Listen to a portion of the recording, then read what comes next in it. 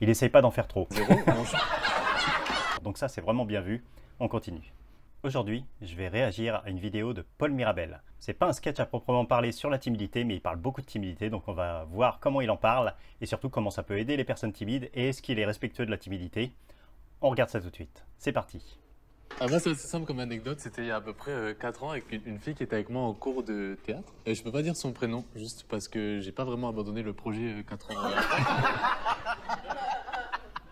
Moi, j'étais très... Alors ça, c'est très intéressant, c'est parce que c'est un truc que font souvent les timides, c'est de s'accrocher à une seule personne, s'accrocher à un dossier en quelque sorte.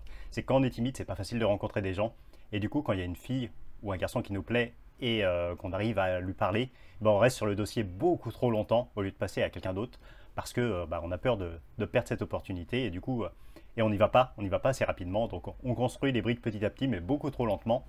Et du coup, ça peut durer des mois, des années, et à l'arrivée, la déception, en général, n'est que plus lourde. Donc ça, c'est vraiment bien vu. On continue. Moi, j'étais très timide avant. Maintenant, je suis vraiment hyper à l'aise dans la vie, quoi. Du coup, j'ai pris des cours de théâtre pour m'aider un petit peu. Et c'est une fille qui est dans ma classe à ce moment-là, qui est très jolie. Moi, je suis un peu stressé parce que c'est mon premier cours de théâtre. Et le prof me demande comme exercice devant toute la classe de faire le dauphin.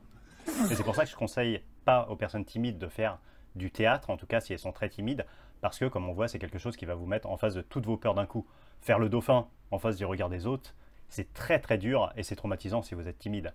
Donc réservez le théâtre plutôt quand vous avez déjà commencé à bien prendre confiance en vous, pour les finitions on va dire. Mais commencez pas par le théâtre parce que ça va vous ruiner votre confiance.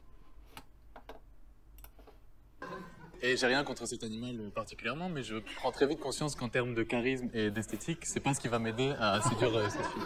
Finalement, j'arrive à récupérer le numéro de cette fille par une technique très simple qui consiste à soudoyer mes camarades de classe. Et j'entreprends le soir, j'envoie un petit message.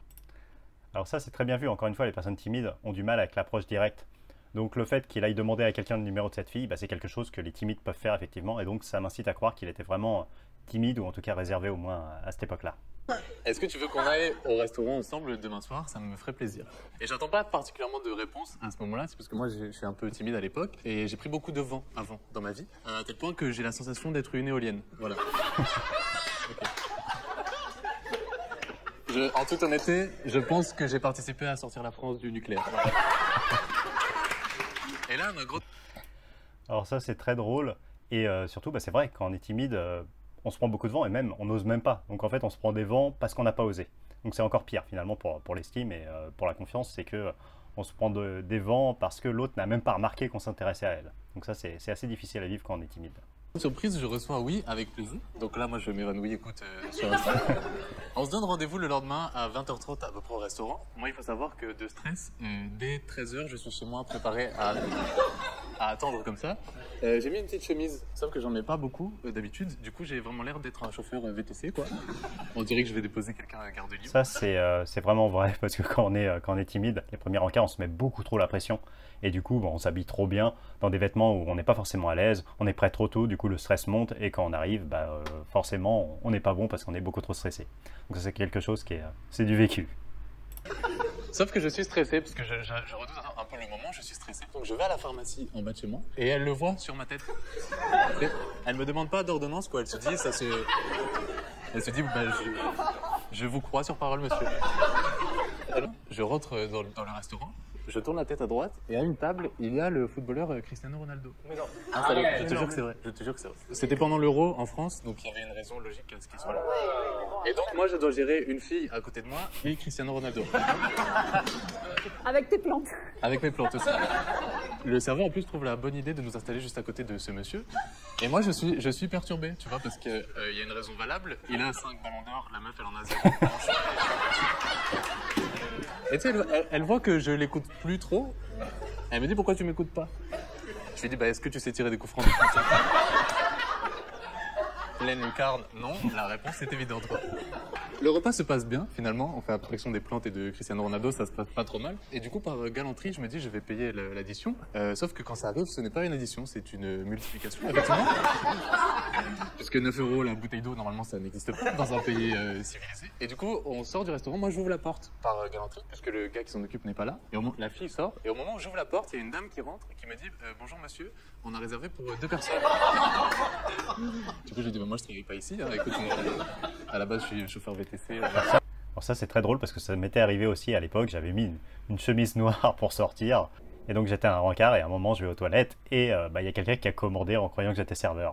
Et là, elle me dit, écoute, il fait un petit peu nuit, j'ai peur de rentrer chez moi, est-ce que tu peux me raccompagner jusqu'à chez moi? J'ai dit, bah écoute, ça tombe bien. Moi aussi, j'ai un peu peur de la nuit. Est-ce que tu peux me raccompagner jusqu'à chez toi? Alors ça c'est très drôle parce que normalement, voilà, quand on est timide, on n'avoue pas ses peurs, on essaie de les cacher en permanence. Et là, le fait qu'il le dise publiquement, c'est quelque chose, un, qui montre qu'il a confiance en lui et qu'il est plus timide maintenant. Et deux, en fait, c'est très drôle parce que c'est bienveillant à la fois pour les timides et à la fois ça fait rire sur la timidité pour des personnes qui ne sont pas timides. Donc c'est quelque chose qui est vraiment bien fait, c'est qu'il inclut tout le monde dedans. C'est pas de l'humour à charge contre les timides, c'est vraiment, il inclut tout le monde dedans, il est bienveillant parce que lui, il était timide et du coup, il sait de quoi il parle. Et c'est rafraîchissant. Et plus le chemin avance, plus j'essaie de me demander comment va se terminer cette soirée de façon idéale. Et donc je me fais un petit film dans ma tête, je me dis ça va se passer comme au cinéma, il va se mettre à pleuvoir, et il va y avoir une petite brume et on va s'embrasser. Ou sinon, il y a la deuxième option, on va arriver en bas de chez elle, elle va me dire oh là là, j'ai un problème de tuyauterie chez moi, est-ce que tu veux monter?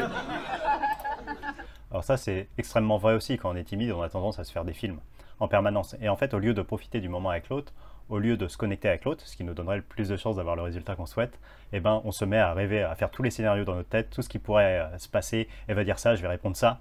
Et à l'arrivée, ça se passe jamais comme ça. Bon, on va voir son anecdote. On arrive en bas de chez elle. Déjà, il n'a pas plu. Donc, ça m'a niqué mon histoire. Voilà, c'est ce que je disais. Et apparemment, sa tuyauterie allait très bien aussi. Et elle me dit, bah écoute, merci beaucoup. Bonne soirée. À bientôt. Et elle rentre chez elle. Oui, bah attends, oui, c'est pas... Oui. Et donc moi, je suis sur le trottoir tout seul, quoi. Habillé en chauffeur VTC. Du coup, il ne s'est absolument rien passé de ce que j'espérais, en fait. Morale de l'histoire. Si vous faites des films pendant une soirée, il y a beaucoup de chances que la personne en face n'ait pas lu le même scénario. Et que ça ne se passe pas comme prévu. Voilà, merci beaucoup. Bon, déjà, moi je trouve ça très drôle. Après, ça c'est des questions personnelles d'humour. Mais voilà, ce que j'aime vraiment dans cette vidéo, c'est que il est hyper bienveillant avec les timides. Là, on voit à la fin qu'il donne une leçon bienveillante. Il dit voilà, ça se passe jamais comme le scénario qu'on a fait dans sa tête, ou la personne en face n'a pas le même scénario. C'est quelque chose qui est très vrai. Il va y avoir de l'imprévu quoi qu'il arrive dans vos rendez-vous, alors que ça soit professionnel, amoureux, peu importe. Mais si vous êtes timide et que vous faites un scénario dans votre tête avant, il y a quasiment 100% de chances que ça ne se passe pas comme vous l'avez prévu. L'autre ne va pas répondre exactement la même chose, du coup vous allez bloquer. Il faut avoir cette capacité à improviser, de se dire voilà, ça peut se passer comme ça, mais j'improviserai, ça ira. Si vous vous dites ça va se passer comme ça, je vais répondre ça, je vais faire ça, ça ne peut pas marcher, ça va juste vous stresser, que ça ne se passe pas comme prévu. L'autre chose que j'aime beaucoup chez Paul Mirabel, c'est que maintenant il a vaincu sa timidité. Là il est sur scène, il s'amuse, tous les soirs il va faire des blagues devant un public, on ne peut plus dire qu'il soit timide.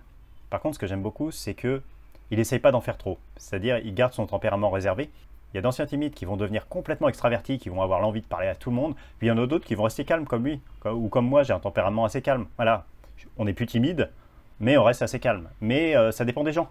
Et c'est ça qui est bien. Ça montre qu'il y a plusieurs modèles possibles et qu'on n'est pas forcé de passer d'un extrême à l'autre. C'est pas parce que avant on était timide, qu'on ne pouvait rien faire, qu'après on va forcément être super expansif, qu'on va parler très fort et qu'on va essayer de devenir mal alpha. Non, il y a plein de nuances différentes et c'est ça qui est bien.